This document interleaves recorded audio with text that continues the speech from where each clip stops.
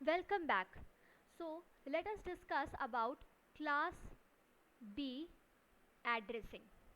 तो हमने पिछले लेक्चर में क्लास ए ऑलरेडी डिस्कस कर लिया है. अब हम लोग क्लास बी पे बढ़ते हैं.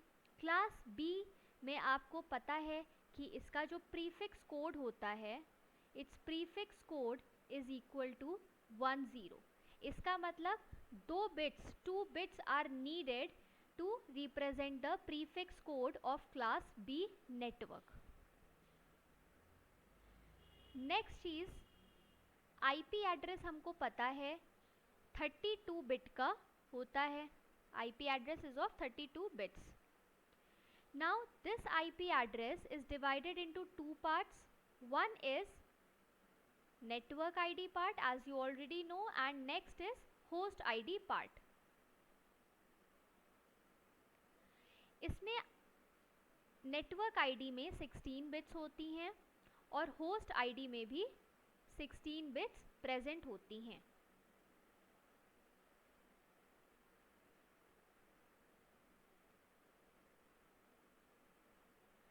तो सबसे पहली इंफॉर्मेशन जो आपको यहाँ से मिल जाएगी वो क्या है कि number of host in class B network is equal to 2⁻16.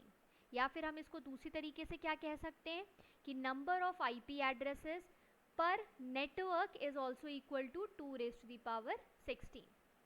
Next question जो आपसे पूछा जा सकता है वो है क्लास बी में नंबर ऑफ नेटवर्क्स कितने होंगे.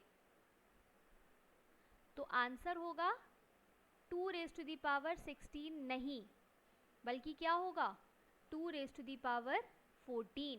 क्यों ऐसा हो रहा है? बिकॉज 16 बिट्स में से हम 2 बिट्स यूटिलाइज कर रहे हैं to represent the prefix code of class B network. तो रिमेनिंग कितनी बची? 14 बिट्स एंड 14 बिट्स हमारी बच रही हैं. इसका मतलब नंबर ऑफ नेटवर्क्स कितने हो जाएंगे? 2⁻14 नेटवर्क्स हमारे हो जाएंगे क्लास बी में. तीसरी इंफॉर्मेशन जो हमें बतानी है वो है रेंज ऑफ क्लास बी. इसको अगर आप एक बार ट्राई करना चाहें तो आप खुद से ट्राई करिएगा इसे. इसकी रेंज निकालना बहुत ही सिंपल है. देखिए, ये आपने 2 बिट्स रिजर्व कर दी एज प्रीफिक्स कोड. रिमेनिंग कितनी बिट्स बची? रिमेनिंग बिट्स बची आपकी 7.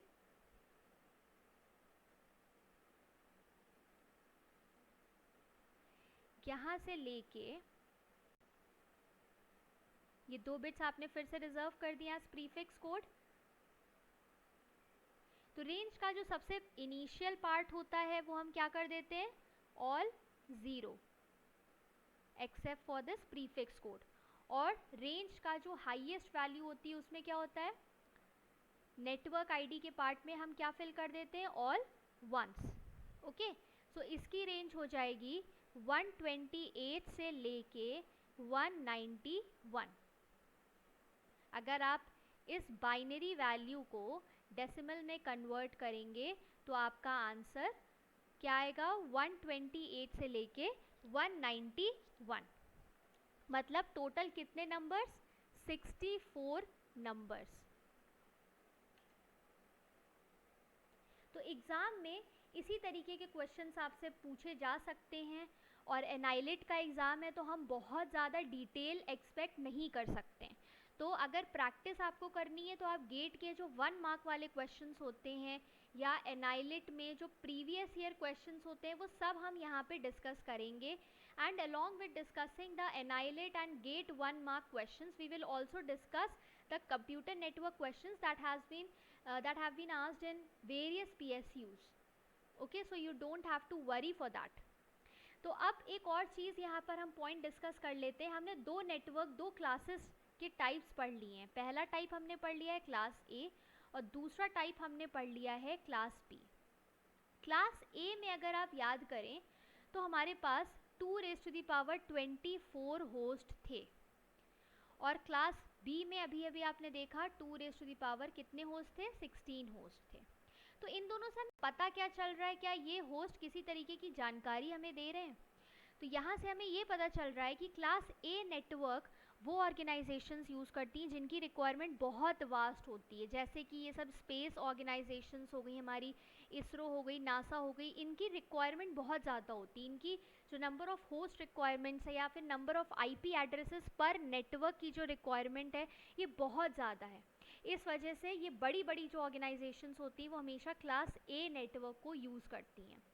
फिर जो नेक्स्ट लेवल की इनसे छोटी जो ऑर्गेनाइजेशंस आती हैं बट स्टिल अपने आप में वो बहुत बड़ी होती हैं, बट क्लास ए से ज़्यादा, क्लास ए के बराबर उनकी रिक्वायरमेंट नहीं होती, जैसे कि आपकी हो गई आईआरसीटीसी हो गई, बैंक्स हो गए, ठीक है, ये सब क्लास बी को यूटिलाइज करते हैं। और क्लास सी कौन यूटिलाइज करता है, जैसे कि हमारा कॉलेज हो गई, यूनिवर्सिटी हो गई, ये सब क्लास सी के नेटवर्क को यूटिलाइज करते हैं। तो नेक्स्ट लेक्चर में हम लोग मिलेंगे और क्लास सी के बारे में डिस्कस करेंगे। Till then, thank you.